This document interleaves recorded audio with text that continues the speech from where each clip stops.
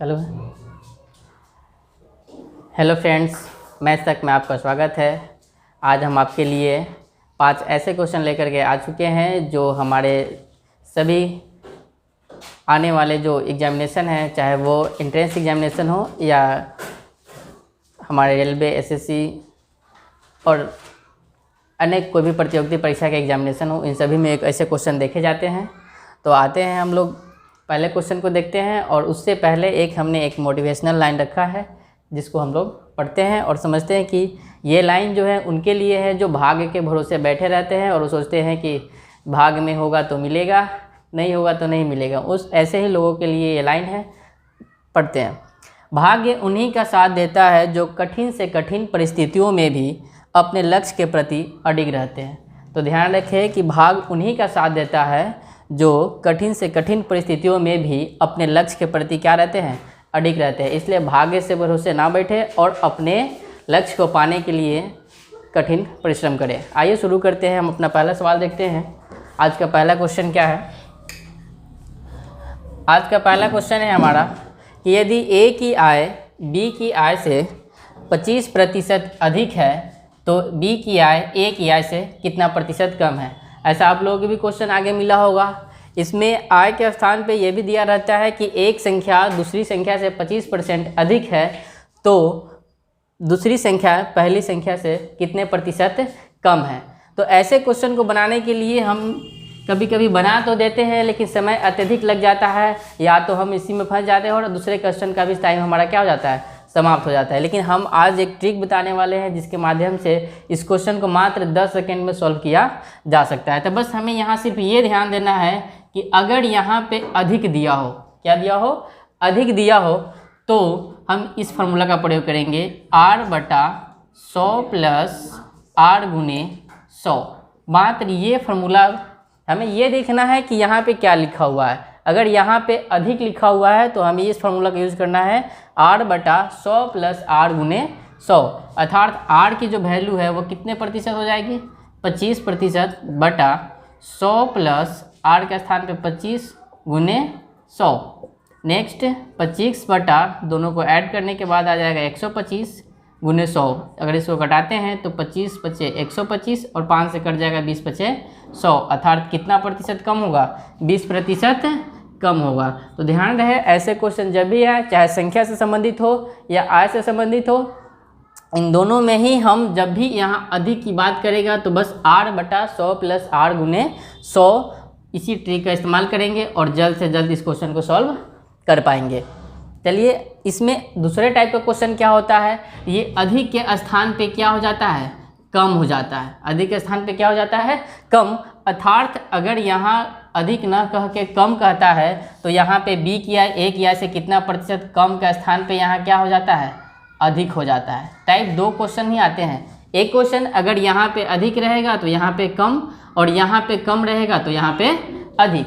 तो ये ध्यान रखें, अधिक वाले में तो इसका प्रयोग करेंगे, लेकिन अगर हमारा यहाँ कम दिया रहे तो एक दूसरा फार्मूला है जिसको हम लोग लिखते हैं r/100 - r × 100। बस हमें ये ध्यान रखना है कि यहाँ पे अधिक दिया है या कम। अगर अधिक दिया है तो ये वाला फार्मूला, और कम दिया है तो ये वाले फार्मूला का प्रयोग करेंगे। तो इसको बनाने के लिए क्या करेंगे, अगर कम दिया रहेगा तो r के स्थान पे हम फिर से यहाँ पे 25 ही रखेंगे, और 100 - फिर से 25 और गुना 100। तो यहाँ पे क्या आ जाएगा, 25 बटा 100 में से 25 घटाने पे बच जाएगा 75 और गुने 100, 25 तिया 75। इस प्रकार 100 बटा कितना आया, 3, यानी कि 33.1/3%। ये किसी के रूप में आएगा, अधिक के रूप में आएगा। क्या के रूप में आएगा, अधिक। ध्यान रहे हमारा, अगर अधिक हो तो ये फार्मूला और कम हो तो इस फार्मूला का प्रयोग करते हैं। आते हैं दूसरा टाइप एक क्वेश्चन है जो बार बार आता है एग्जामिनेशन में। वो कौन सा क्वेश्चन है उसे देखते हैं। तो ये है हमारा दूसरा क्वेश्चन। दूसरे नंबर क्वेश्चन में हमें ये समझना है, कह रहा है कि 5% की दर से 2 वर्ष के लिए 400 रुपये का चक्रवृद्धि ब्याज और साधारण ब्याज का अंतर बताए। तो जब भी ध्यान दे कि हमारा अमाउंट दिया हो, यानी कि प्रिंसिपल दिया हो और रेट दिया हो और टाइम दिया हो, तो हमें जब भी कहे कि चक्रवृद्धि ब्याज और साधारण ब्याज का अंतर बताए तो हमें लंबा प्रोसेस नहीं लेना है। हम क्या करते हैं कि पहले चक्रवृद्धि ब्याज निकालते हैं, फिर साधारण ब्याज निकालते हैं, फिर दोनों का अंतर करते हैं। लेकिन ऐसा हम लोगों को नहीं करना है, क्योंकि हम कॉम्पिटिटिव एग्जामिनेशन में बैठे हैं और वहाँ पे ऐसे क्वेश्चन को बनाने के लिए समय बहुत कम दिया जाता है, 30 से 40 सेकेंड, किसी किसी एग्जामिनेशन में 1 मिनट का, लेकिन इससे ज़्यादा समय नहीं दिया जाता है। तो ऐसे क्वेश्चन को सॉल्व करने के लिए हम इस ट्रिक का ध्यान रखेंगे कि जब ध्यान रहे कि 2 वर्ष का पूछे, कितने वर्ष का, 2 वर्ष का। अत्यधिक ITI या पॉलिटेक्निक कोई इंट्रेंस एग्जामिनेशन होते हैं तो ये 2 वर्ष का ही पूछता है। बाकी अगर कॉम्पिटिटिव एग्जामिनेशन हो तो उसमें 3 वर्ष वाले क्वेश्चन पूछते हैं। तो पहले हम 2 वर्ष वाले का अंतर समझेंगे, फिर 3 वर्ष वाले का अंतर समझेंगे। तो 2 वर्ष जब भी निकालेंगे तो 2 वर्ष का सूत्र होता है PR² बटा 100 का स्क्वायर।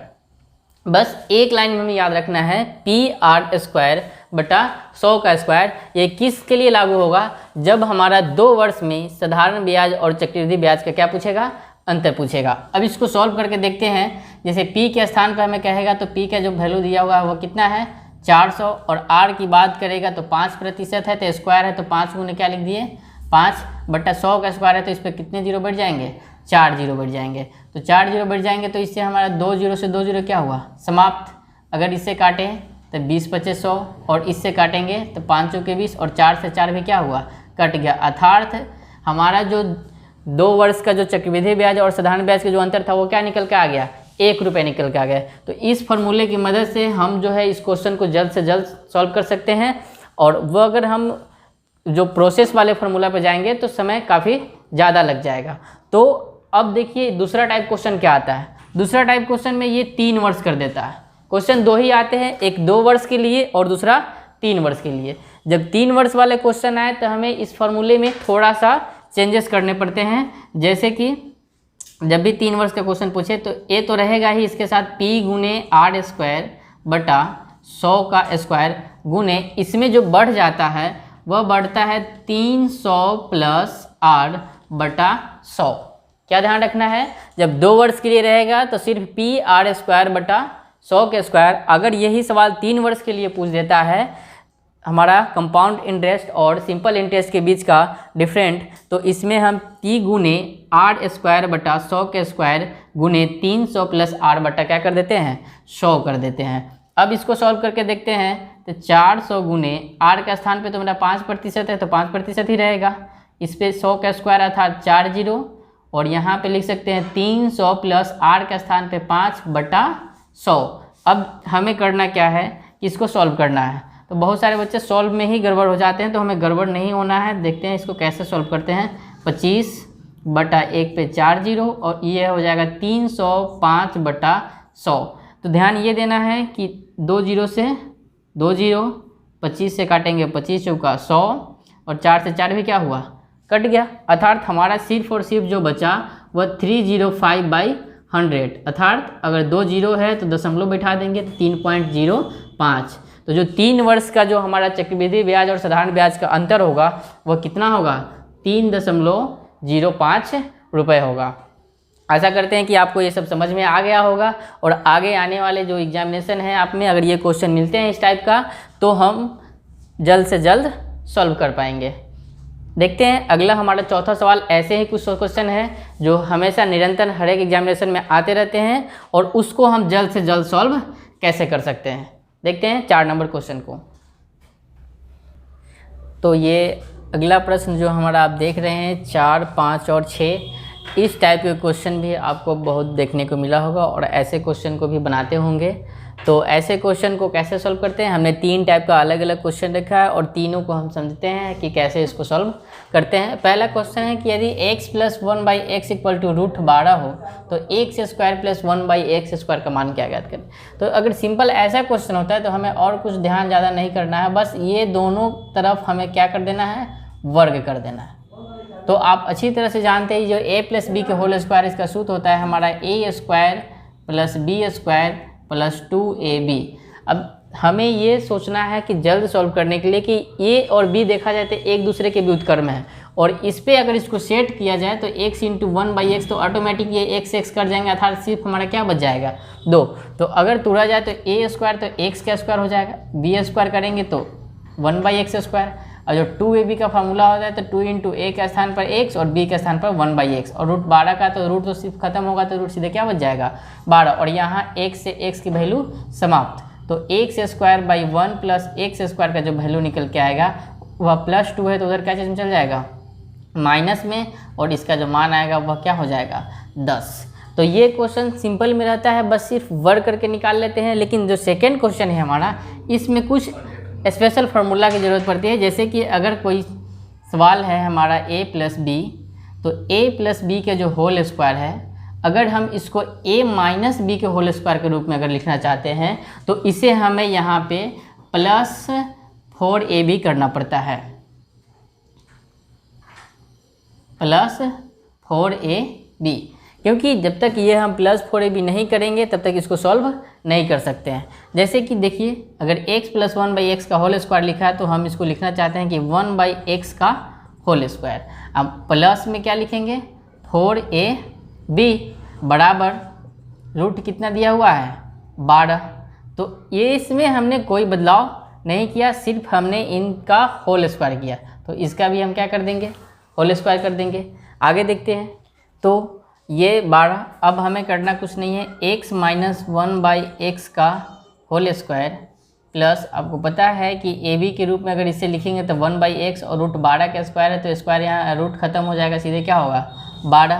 तो x - 1/x the whole square equal to 12, +4 है तो इधर कथी में आ जाएगा माइनस में। अगर देखा जाए तो x - 1/x बराबर, इधर से स्क्वायर हटाएंगे तो इधर क्या चढ़ जाएगा रूट, तो 8 बचेगा, और इस पर क्या चढ़ गया रूट चढ़ गया। तो जो हमारा x - 1/x की वैल्यू जो निकल के आया वो क्या निकल के आ गया √8।